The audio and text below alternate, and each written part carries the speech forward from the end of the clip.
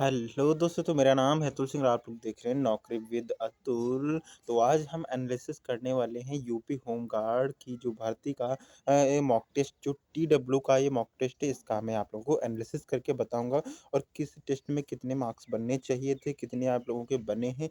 ये सारी चीज़ें मैं आप लोगों को इस वीडियो के माध्यम से बताने वाला हूँ। सबसे पहले बात करें, बहुत सारे बच्चों का कमेंट था कि सर कि हम इसके टेस्ट कहाँ कहाँ से लगाएं, किस किस प्लेटफॉर्म पर यूपी होमगार्ड के जो टेस्ट हैं वो आते हैं। तो सबसे पहले बात करें, आप लोगों का जो सबसे फेवरेट चैनल है रोजगार विद अंकित, उस पे भी आप लोगों के यूपी होमगार्ड के जो मॉक टेस्ट हैं हर संडे को प्रोवाइड किए जाते हैं। और साथ ही में बात करें हम टीडब्ल्यू की टारगेट विद अंकित, इसमें भी आप लोगों के यूपी होमगार्ड के जो मॉक टेस्ट हैं वो दिए जाते हैं।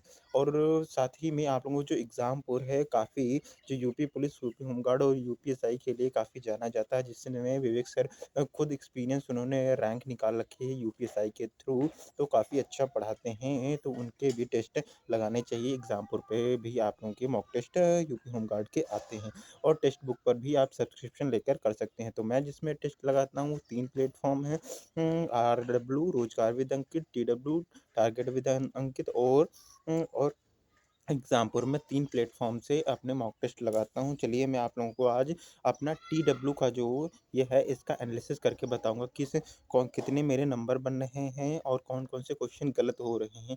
ये गलत क्वेश्चन पर ज़्यादा ध्यान देना होता है, सही क्वेश्चन तो सबके बन ही जाते हैं, पर जो गलत क्वेश्चन होते हैं उनको कोई नहीं बताता। तो वो सारे क्वेश्चन मैं आज आप लोगों को बताने वाला हूँ, ठीक।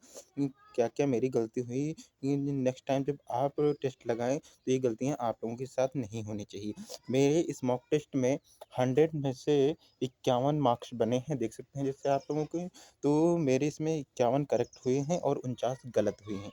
इसका मतलब ये है क्योंकि इसमें नेगेटिव मार्किंग नहीं होता है, इसीलिए आप लोगों के जितने क्वेश्चन करेक्ट होंगे उतने ही आप लोगों के मार्क्स बनते हैं। इसमें बात करें इनकरेक्ट मेरे कौन कौन से हुए हैं, तो इसमें जनरल अवेयरनेस का हम पार्ट खोलेंगे। यहाँ पास मेरा गलत हुआ, किस समिति की मासिक प्रति व्यक्ति उपभोग आय एमपीसीआई के आधार पर गरीबी रेखा की गणना की सिफारिश किसने की थी। तो इसमें राइट ऑप्शन था सचिन तेंदुलकर समिति और मैंने केलकर समिति लगाया था, तो ये मेरा ऑप्शन गलत हुआ है।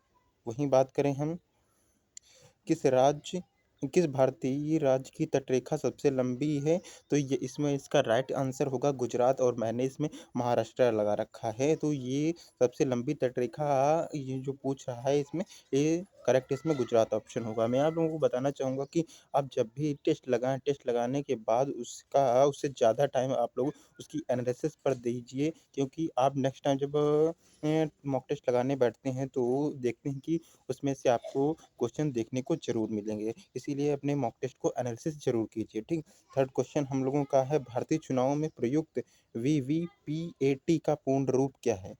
तो इसका राइट ऑप्शन हो जाएगा वोटर वेरिफिकेबल पेपर ऑडिट ट्रेलर। तो ये ऑप्शन करेक्ट होगा और मैंने लगाया था voter verify paper edit trailer, तो ये मेरा ऑप्शन गलत हो गया था, ठीक।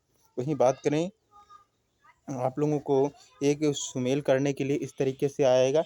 तो इसमें मेरा था यूरेनियम, यूरेनियम ए का बी हो जाएगा ललितपुर। यूरेनियम कहाँ पाया जाता है, वो ललितपुर में पाया जाता है। हीरा, हीरा कहाँ पाया जाता है, बी का थर्ड हीरा बांदा में पाया जाता है, ठीक। वहीं पर नॉन प्लास्टिक फॉरेबल थर्ड का फर्स्ट मिजोरमपुर में पाया जाता है। ये सारी चीज़ें इस तरीके से मैच करनी होती हैं, ठीक। वहीं बात करें वाणिज्य और व्यापार में, बालू तेज ताड़िया और बियर को दर्शाता है, तो इसमें मैंने मुद्रा स्फूर्ति दर लगाया था, इसमें शेयर बाजार का रुझान होगा ऑप्शन, ठीक। इसी तरीके से आप लोगों को सारे क्वेश्चन करने होते हैं, ठीक। कहीं नाथुल्ला दर्रा भारत के किस देश को जोड़ता है। नाथुल्ला दर्रा मैंने इसमें ऑप्शन लगाया था नेपाल, जो बिल्कुल गलत ऑप्शन हो गया। इसका राइट, नाथुल्ला दर्रा आपको चीन को जोड़ता है, ठीक। इसका राइट ऑप्शन होगा। कृषि लागत और मूल्य आयोग CACP किसकी सिफारिश पर हुआ था। तो मैंने इसमें लगा दिया GDP, ग्रॉस डोमेस्टिक प्रोडक्ट जो होता है, तो इसका गलत ऑप्शन हो जाएगा। इसमें न्यूनतम समर्थन मूल्य MSP होगा, ठीक। वहीं बात करें महात्मा गांधी की अध्यक्षता वाले भारतीय राष्ट्रीय कांग्रेस के एकमात्र अधिवेशन की अध्यक्षता कहाँ हुई थी। तो मैंने कलकत्ता लगा दिया, इसका गलत ऑप्शन ये गलत हो गया, इसका राइट ऑप्शन हो जाएगा बेलगाम 1924 में ये अध्यक्षता गांधी जी ने की थी। ठीक। नेक्स्ट ऑप्शन, दो विभिन्न परिस्थिति तंत्र के बीच के संक्रमण क्षेत्र को क्या कहा जाता है? एक्टॉन कहा जाता है। ठीक। और हमने इसको फेयर लगा दिया था। भारत का राष्ट्रीय आदर्श वाक्य सत्यमेव विजयते किस उपनिषद से लिया गया है? तो इसमें ऑप्शन मुंडक उपनिषद और मुंडिको उपनिषद, जैसा कि आप लोग देख सकते हैं, तो मैंने मुंडिको उपनिषद किसका मुंडक उपनिषद इसे टेस्ट में राइट माना गया है, पर जो लूसेंट में दिया गया है उसको आप लोगों को मुंडिको उपनिषद दिया गया है, इसीलिए मैंने इसमें मुंडिको उपनिषद लगाया था। ठीक। ये फिर मिलान करने के लिए आ गया, तो आप लोग मिलान कर सकते हैं। नेक्स्ट ऑप्शन देखेंगे, 2025 में राष्ट्रीय खेलों के उद्घाटन समारोह की मेजबानी किस शहर ने की है? तो मैंने नैनीताल लगाया था, नैनीताल इसका गलत ऑप्शन है, इसका राइट ऑप्शन हो जाएगा देहरादून। 2025 की राष्ट्रीय खेलों का मेजबानी कर रहा है। ठीक। वहीं बात करें भुगतान संतुलन बीओपी में प्रत्यक्ष विदेशी निवेश एफडीआई किसमें सम्मिलित है? तो इसमें पूंजी खाता में ये आप लोगों को सम्मिलित होगा। ठीक। इसका राइट ऑप्शन हो जाएगा आईटी नियम 2021 के तहत महत्वपूर्ण सोशल मीडिया अधिनियम को किस शिकायत अधिकारी नियुक्त करना होगा जो होना चाहिए? ठीक। तो इसका भारत का निवासी जो अधिकारी होगा वो भारत का निवासी होगा, कहने का मतलब ये है। और मैंने इसमें लगाया था एक सरकारी कर्मचारी होना चाहिए, सरकारी नहीं, वो भारत का निवासी होना चाहिए। ठीक। जनगणना 2011 के अनुसार किस राज्य का जनसंख्या घनत्व सबसे कम है? तो मैंने जनसंख्या घनत्व इसमें यूपी लगा दिया था, इसका राइट ऑप्शन आप लोगों का बिहार हो जाएगा। सबसे जनसंख्या घनत्व कम किसका है? बिहार का है। ठीक। तो ओपन मार्केट ऑपरेशन OMO का तात्पर्य क्या है? इसका फुल फॉर्म डायरेक्टली बताना है, तो इसमें इसका राइट ऑप्शन हो जाएगा purchase and sale of government security by RBI, RBI द्वारा सरकारी प्रतिभूति की खरीद और बिक्री। ठीक। जनगणना के अनुसार मेगा सिटी का गणना क्या कहलाता है? मेगा सिटी किसे कहते हैं? जिसकी आबादी 1 करोड़ से अधिक हो उसे मेगा सिटी कहते हैं। ठीक।